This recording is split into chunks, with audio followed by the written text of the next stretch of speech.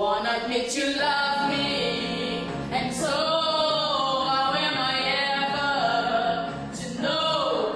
You always tell me, perhaps.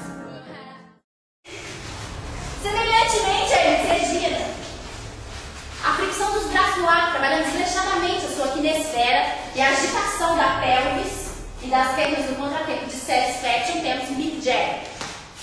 E ao falarmos de pelvis, obviamente não se remete a Elvis de pelvis. E por uma questão meramente cronológica ou genealógica, que nem tanto adamiana, a John Lennon, que eu poderia ter introduzido quando me remeti a Jesus Cristo, e a Paul, George e Ringo.